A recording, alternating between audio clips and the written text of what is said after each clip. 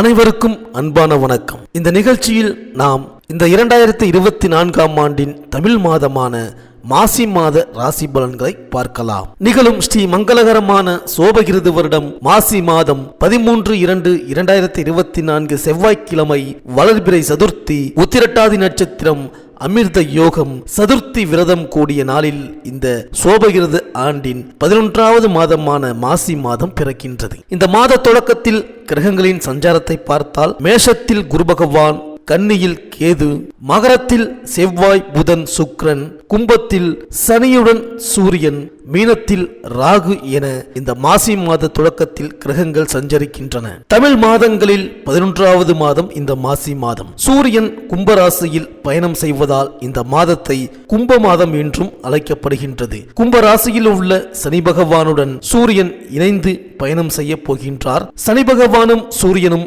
எதிர்கிரகங்கள். இந்த இரண்டு எதிர் கிரகங்களின் சேர்க்கையால் சில ராசிக்காரர்களுக்கு பல மாற்றங்கள் நடைபெற இருக்கின்றது. சூரிய பகவான் பிப்ரவரி 13ஆம் தேதி மகர ராசியிலிருந்து கும்பராசிக்கு பெயர்ச்சியாக உள்ளார். அதோடு அங்கு ஏற்கனவே ஜென்மசனியாக ஆட்சி அதிபதியாக சஞ்சரித்து வருகின்றார் சனி பகவான். சூரியனின் புதல்வன் சனி என்றாலும் அவர் பிறந்ததிலிருந்து நிலவும் சில சர்ச்சைகளால் இருவரின் உறவு மோசமானதாக அமைந்துவிட்டது. இருந்தாலும் ஒருவர் லட்சியத்தை நிர்ணயிக்கவும் அதை செய்து முடிக்கக்கூடிய எண்ணத்தை தரக்கூடியவர் சூரியன். அதை செய்து முடிக்கக்கூடிய உந்துதலை தருபவர் செவ்வாய். ஆனால் எந்த ஒரு செயலையும் செய்து முடிக்கும் மனநிலை, நல்ல வேலை செய்யக்கூடிய மனநிலையை தரக்கூடியவர் சனி பகவான். சனி பகவான் ஜாதகத்தில் சாதகமாக அமைந்துவிட்டால் அவர் நல்ல வேலை, தொழில் என செய்து சிறப்பாக பொருள் ஈட்ட செய்வார். மாசி மாதம் என்பது வழிபாட்டுக்குரிய மாதம். மாசி மாதம் என்பது புதிய கலைகளையும் கல்விகளையும் கற்க தொடங்கும் மாதம். மாசி மாதத்தின் 30 நாட்களுமே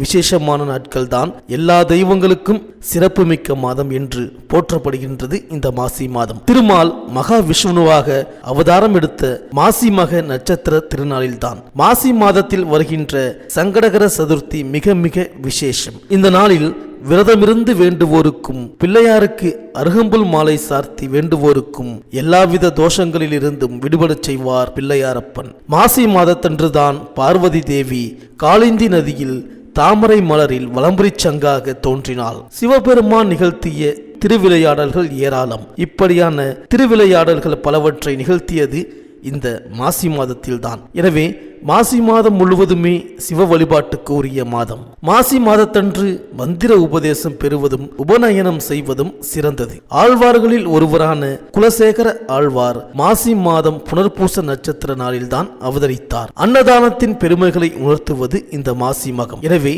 மாசி மாதத்திலும் மற்ற அனைத்து மாதங்களிலும் எல்லா நாளிலும் நம்மால் முடிந்த அளவுக்கு அன்னதானம் செய்வது விசேஷம். இது 3 மடங்கு பலன்களை தரும். அப்பனுக்கு பாடம் சொன்ன சுப்பையா என்கின்றோம். மாசி மாத பூச நட்சத்திர தினத்தில்தான் முருகப்பெருமான் சுவாமி மலையில் தன் தந்தை சிவபெருமானுக்கு உபதேசம் செய்தார். மாதந்தோறும் வருகின்ற ஏகாதேசியே சிறப்புமிக்கதுதான். அதே போல மாசி மாதத்தில் வருகின்ற ஏகாதேசியில் விரதம் இருப்பது மகா புண்ணியம், சகல தோஷங்களையும் போக்கும். பிரம்மஹத்தி போன்ற பெரும் பாவங்களை போக்கி பேய்க்கும் நற்கதி கொடுக்கும் இரு ஏகாதேசிகள் வருவது இந்த மாசி மாதத்தில் தான். உயர் படிப்பு படிக்க விரும்புபவர்கள், ஆராய்ச்சி செய்ய விரும்புபவர்கள் மாசி மக நாளில் அவற்றை தொடங்கினால் அதில் சிறந்து விளங்கலாம். அந்த துறைகளில் எடுத்துக்கொண்ட கல்வியில் மிகப்பெரிய உச்சம் தொடலாம். ஆத்மார்த்தமாக ஈடுபடுங்கள், உங்கள் பிரச்சனைகள் அனைத்தும் நிறைவேறும். இந்த மாசி மாதத்தில் கிரகங்களின் பெயர்ச்சியை பார்த்தால் மாசி 1ஆம் தேதி சுக்கிரன் மகர ராசிக்கு பெயர்ச்சியாகின்றார். மாசி 1ஆம் தேதி புதன் கும்பராசிக்கு பெயர்ச்சியாகின்றார். மாசி 19ஆம் தேதி புதன் மீனராசிக்கு பெயர்ச்சியாகின்றார். மாசி 25ஆம் தேதி சுக்கிரன் கும்பராசிக்கு பெயர்ச்சியாகின்றார். இந்த கிரகங்களின் சஞ்சாரம் மற்றும் மாற்றத்தினால் உங்கள் ராசிக்கு என்னென்ன பலன்கள் கிடைக்கப் போகின்றது, நீங்கள் செய்ய வேண்டிய பரிகாரங்கள் என்ன என்று இந்த வீடியோவில் பார்க்கலாம். சுக்கிரனை ராசி அதிபதியாகவும் கார்த்திகை 2, 3, 4ஆம் பாதங்கள், ரோகிணி, மிருகசீரிடம் 1, 2ஆம் பாதம் வரை பிறந்த ரிஷபராசி அன்பர்களே, இந்த மாசி மாத கிரக நிலைகளை ஆராய்ந்து பார்க்கும் பொழுது இந்த மாதம்தான் உங்களுக்கான யோக கிரகங்கள் அனைத்தும் எல்லாவித சௌகரியங்களையும் ஏற்படுத்தி வாழ்க்கையை ஒழுங்குபடுத்த போகின்றது. இந்த மாதம் தொடங்கி 2வது வாரம் முடிவதற்குள் வளர்ச்சிகளும் இனிமைகளும் உங்கள் ராசிக்கு 10ஆம் இடத்தில் அமர்ந்திருக்கின்ற யோகாதிபதியான சனி பகவான் மூலம் மூலம் உண்டாகப் போகின்றது. உங்கள் ராசிநாதனின் பலமும் அதிகமாக இருக்கின்றது. செவ்வாயின் பலமும் ஏக தூக்கலாக சுழல்கின்றது. மேலும் ராகு பகவானின் சஞ்சாரமும் பிரமாதமாக இருக்கின்றது. இதனை வைத்து துணிச்சலாக ஒவ்வொரு விஷயத்திலும் இறங்கி அதற்கான சாதகங்களை, பண வரவை, இனிமையான சம்பவங்களை சந்திக்கப் போகின்றீர்கள். இந்த மாதம் தொடங்கி 8வது தினங்கள் கடந்த பிறகு நீங்கள் ஈடுபடுகின்ற காரியங்களில் எண்ணற்ற உயர்வுகளை உண்டாக்கும். உங்கள் ராசிக்கு 12ஆம் இடத்தில் அமர்ந்திருக்கின்ற குரு பகவான் மட்டும் 10 தினங்கள் வரை கெடுபிடிகளை ஏற்படுத்துவார். ஆனாலும் மாதம் முழுவதும் 10ஆம் இடத்தில் சூரிய பகவான் வலிமையான அதிர்ஷ்ட அமைப்பில் நகர இருப்பதால் எந்த சிரமம் நெருங்கினாலும் தவிடுபொடியாகும். பொருளாதார உயர்வுகளை, வசதி வாய்ப்பு, அந்தஸ்துகளை சந்திப்பீர்கள். ரோகிணி நட்சத்திரக்காரர்களுக்கு மாதம் முழுவதும் எதிர்பாராத தொகை வரவும், உபரி கமிஷன் ஆதாய வரவுகளும், உத்தியோக இடத்தால் வரவேண்டிய ஊதிய நிலுவைகளும் கைக்கு வரப்போகின்றது. அரசு வகையில் ஆக வேண்டிய காரியங்கள் நல்லபடியாக பூர்த்தியாகும். உத்தியோக பொறுப்பு, பணி, பதவி வகையில் அனுபவித்து வரும் சங்கடங்களுக்கு தீர்வு காத்திருக்கின்றது. அடுத்தடுத்த மாதங்களுக்கான தொழில், வியாபார, நிர்வாக சம்பந்தமான ஸ்திரத்தன்மை, மேன்மையை உங்கள் ராசிக்கு 10ஆம் இடத்தில் அமர்ந்திருக்கின்ற சனி பகவான் உண்டாக்குவார். மிருகசீரிட நட்சத்திர இளம் தம்பதியரின் புத்திரபாக்கிய தாமதம் விலகும். இந்த மாத புதன், வெள்ளி மற்றும் திங்கட்கிழமைகளில் புதிய அதிர்ஷ்டங்களை அடைவீர்கள். மேலும் மாத தொடக்கத்தில் உங்கள் ராசிக்கு 10ஆம் இடத்தில் சனி பகவான் சஞ்சரிக்கின்றார். எனவே தொழிலில் நிலையான வருமானத்திற்கு வழிவகுத்து கொடுக்க போகின்றார். புதிய ஒப்பந்தங்கள் வந்து சேரும். உத்தியோகத்தில் உள்ளவர்களுக்கு அலுவலகத்தில் ஏற்பட்ட அல்லல்கள் அகலும். நல்ல மாறுதல்களும் கிடைக்கும். பணி நீக்கம் செய்யப்பட்டவர்கள் மீண்டும் பணியில் சேர வாய்ப்பு உண்டு. மேலும் உங்கள் ராசிக்கு 10ஆம் இடத்தில் சஞ்சரிக்கும் சனியின் பார்வை 4, 7, 12 ஆகிய இடங்களில் பதிகின்றது. எனவே பூமி, கல்வி, சுகம், தாய், வீடு, வியாபாரம், கலத்திரம், விரயம், பயணம் ஆகியவற்றை குறிக்கும் இடத்தை பற்றி எல்லாம் அறிந்து கொள்ளும் விதத்தில் சனியின் பார்வை பதிவதால் அதற்கு உரிய பலன்கள் உங்களுக்கு வந்து சேரும். குறிப்பாக ஆரோக்கிய தொல்லைகள் ஏற்படலாம். பயணங்கள் பலன் தரும். வீடு கட்டும் யோகம் உண்டு. சனியின் பார்வை 7ஆம் இடத்தில் பதிவதால் திருமண வாய்ப்புகள் கைகூடி வரும். குடும்பத்தில் இருந்த கருத்து வேறுபாடுகள் அகன்று குதூகலம் தரும் சம்பவங்கள் நடைபெறும். உத்தியோகத்தில் பணி நிரந்தரம் பற்றிய தகவல் வரலாம். வெளிநாட்டு அழைப்புகளும் வந்து ஆச்சரியத்தில் ஆழ்த்தும். சனியின் பார்வை 12ஆம் இடத்தில் பதிவதால் பயணங்கள் அதிகரிக்கும். இடமாற்றம், ஊர் மாற்றம், உத்தியோக மாற்றம் வரலாம். வரும் மாற்றங்களை ஏற்றுக்கொள்வது உத்தமம். அண்ணன் தம்பிக்குள் இருந்த வாக்குவாதங்கள் அகலும். பாக பிரிவினைகள் நல்லபடியாக முடியும். வெளிநாட்டு யோகமும் அங்குள்ள நல்ல நிறுவனங்களில் பணிபுரியும் வாய்ப்பும் கூட வந்து சேரும். பிள்ளைகளின் திருமண கனவுகளை நனவாக்குவீர்கள். மாத தொடக்கத்தில் சனி பகவான் செவ்வாய் சாரத்தில் சஞ்சரிப்பார். இதன் காரணமாக திருமண வாய்ப்புகள் கைகூடும். தெய்வீக சிந்தனை அதிகரிக்கும்.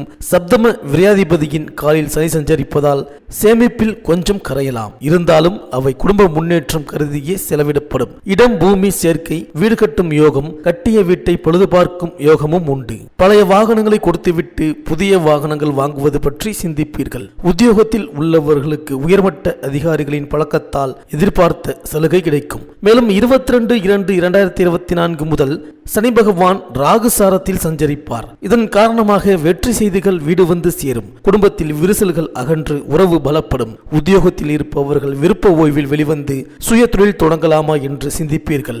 சகோதரர்களுடன் இருந்த வாக்குவாதங்கள் மறையும். தொழில் வளர்ச்சியை முன்னிட்டு புதிய பங்குதாரர்களை சேர்த்துக் கொள்ள முன்வருவீர்கள். உத்தியோகத்தில் பதவி உயர்வும் ஊதிய உயர்வும் கிடைப்பதற்கான சூழ்நிலை அமையும். மேலும் உங்கள் ராசிக்கு 11ஆம் இடத்தில் சஞ்சரிக்கும் ராகுவால் லாபஸ்தானம் பலப்படுகின்றது. எனவே பணத்தேவை உடனுக்குடன் பூர்த்தியாகும். தொழிலை விரிவுபடுத்தும் முயற்சிக்கு கடன் உதவி கிடைக்கும். படித்து முடித்த பிள்ளைகளுக்கு வேலை கிடைத்து உதிரி வருமானங்களும் வந்து சேரும். பஞ்சமஸ்தானத்தில் கேது சஞ்சரிப்பதால் ஆன்மீக நாட்டம் அதிகரிக்கும். பூர்வீக சொத்துக்களில் ஒரு பகுதியை விற்றுவிட்டு புதிய சொத்துக்கள் வாங்கி அதை விரிவு செய்வீர்கள். மேலும் மாத தொடக்கத்தில் குரு பகவான் உங்கள் ராசிக்கு 12ஆம் இடத்தில் சஞ்சரிக்கின்றார். கடமையில் கவனம் தேவை. காசு பணம் விரயமாகும். எனவே வீண் விரயங்களை சுப விரயமாக மாற்றிக்கொள்வது உத்தமம். உடல் நலனை காக்க ஆகாரத்தில் கட்டுப்பாடு செலுத்தி ஆரோக்கியத்தை சீராக்கி கொள்ள முயற்சி செய்யுங்கள். குருவின் பார்வை பலத்தால் தாய் வழி ஆதரவு கிடைக்கும். இடம், வீடு வாங்குவது பற்றி சிந்திப்பீர்கள். உறவினர் வழியில் ஏற்பட்ட மனக்கசப்பு மாறும். இழந்த பதவிகளை மீண்டும் பெறுவீர்கள். இந்த ரிஷபராசி பெண்களுக்கு குடும்ப ரீதியான அல்லல்களுக்கும் தீர்வு ஏற்படும். மாணவர்களுக்கு சகோதரர்களால் அதிக ஒத்துழைப்பு கிடைக்கும். விவசாயிகளுக்கு புதிய லாபத்தை நீங்கள் அடையப் போகின்றீர்கள். கலைஞர்கள் துறை சார்ந்த வகையில் சிக்கல்களிலிருந்து வெளிவரப் போகின்றீர்கள். அரசியல்வாதிகள் கட்சி மேலிட ரீதியான கட்டளைகளை தவிர்க்கக்கூடாது.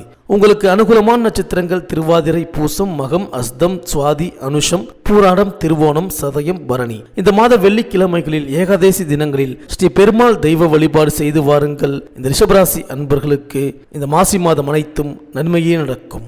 இந்த வீடியோ உங்களுக்கு பிடிச்சிருந்தா லைக் பண்ணுங்க, உங்க நண்பர்களுக்கு ஷேர் பண்ணுங்க, மறக்காம சப்ஸ்கிரைப் பண்ணுங்க, பக்கத்தில் இருக்கிற பெல் ஐக்கானை கிளிக் பண்ணுங்க. மீண்டும் அடுத்த வீடியோவில் சந்திப்போம். நன்றி, வணக்கம்.